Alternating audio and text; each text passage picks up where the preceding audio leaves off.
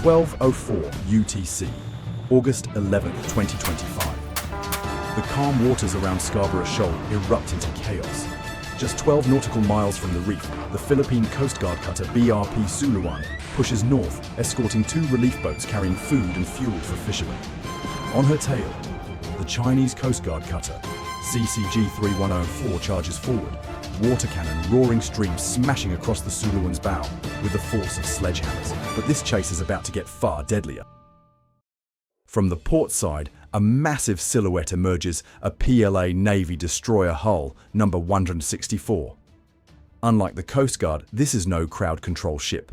It's a guided missile warship bristling with launch cells, anti-ship missiles and radar. The 3 vessels now converge in a narrowing triangle of open sea. The Chinese cutter's captain throws the wheel hard to intercept the Suluan, but its trajectory crosses directly into the destroyer's path. Seconds to impact. No room for error. Scarborough Shoal looks like nothing more than shallow reefs and turquoise water.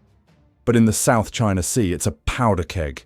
It lies inside the Philippines' exclusive economic zone, just 124 nautical miles from Luzon. International law under UNCLOS says it belongs to Manila. But since 2012, Chinese vessels have seized and held it, enforcing their claim with Coast Guard cutters, maritime militias, and when necessary, warships. Every Philippine mission near the shoal is shadowed. This day is no different.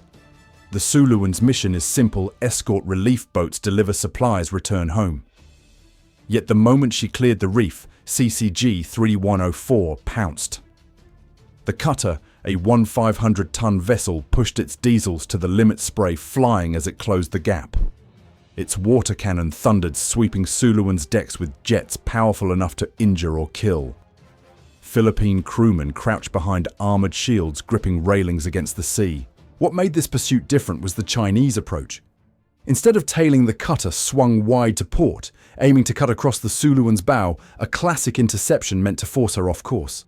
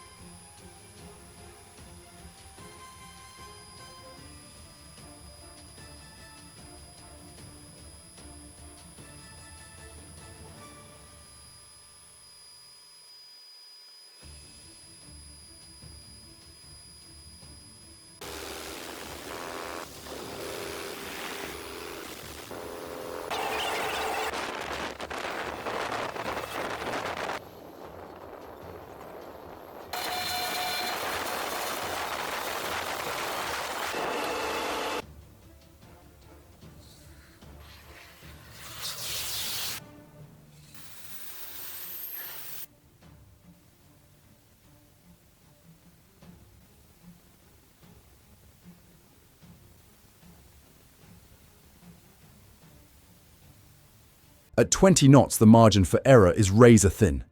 Radio calls from the Suluan went unanswered. Sirens blared.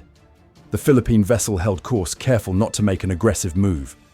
Then came the fatal miscalculation. Through the spray, the destroyer loomed closer. The cutter's intercept path crossed not only Suluan's line, but the destroyer's track. Locked on its target, the Chinese skipper pushed through straight into disaster. The collision was brutal. Steel crumpled. The cutter's bow buckled inward. Gun mount twisted bulkheads groaned. The destroyer fared better. Deep gouges tore through her port plating, paint scraped to bare metal, but her structure held. Shockwaves rattled fittings, shook crew from their posts. On the cutter's foredeck, sailors who seconds earlier clung to rails vanished from sight, hurled backward by the sudden stop. Whether injured or worse was unclear. Chaos followed. The destroyer's horn bellowed, the cutter's engines died, her bow submerged and listing. The Philippine crew immediately offered medical aid, damage control and rescue assistance over open channel 3 times in English and Mandarin. Silence. The destroyer turned away slowly, tending to its own scrapes. The crippled cutter drifted finished.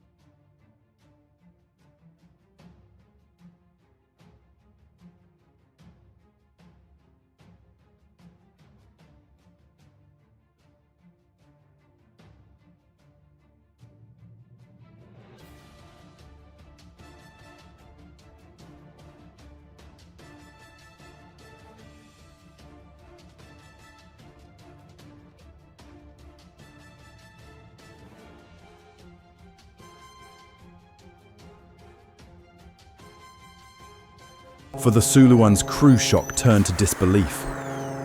Moments before they braced for another cannon blast. Instead, they witnessed a Chinese cutter slam headfirst into its own Navy destroyer, an international humiliation in front of the very ship they were trying to intimidate. The metallic boom echoed across the sea. Through binoculars, Philippine officers saw Chinese sailors stumble clutch railings, some vanishing behind mangled steel. The relief boat slipped clear, stunned witnesses to a geopolitical embarrassment. Within hours, Manila's response was sharp. Commodore J. Tariela condemned the maneuver as reckless, violating collision prevention rules and endangering lives. We offered medical aid, search and rescue. They refused.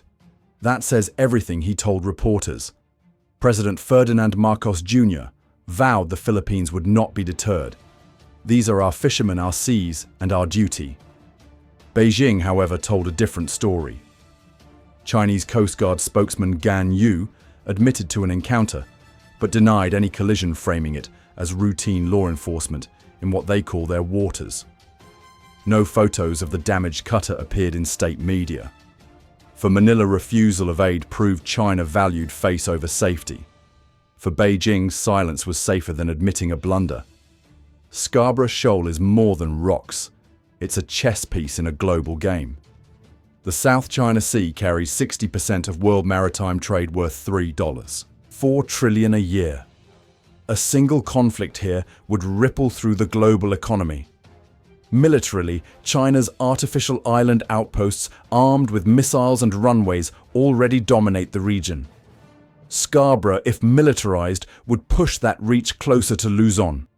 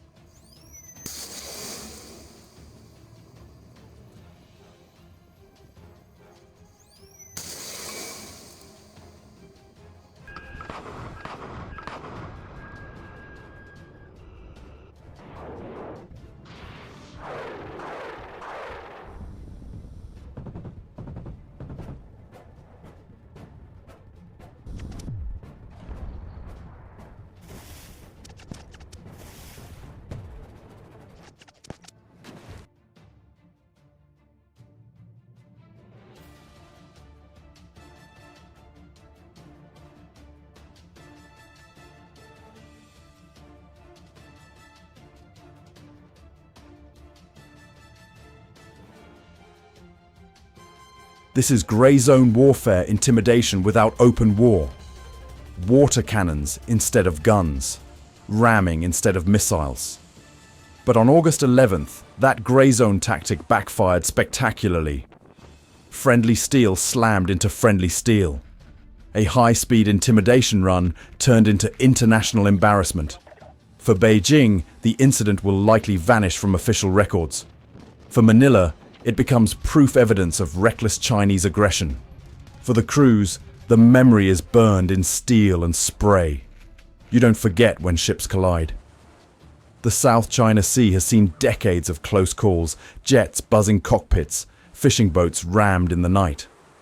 But rarely do the dangers turn inward. August 11th proved that in the race to intimidate, even the most disciplined forces can stumble into disaster. So what do you think?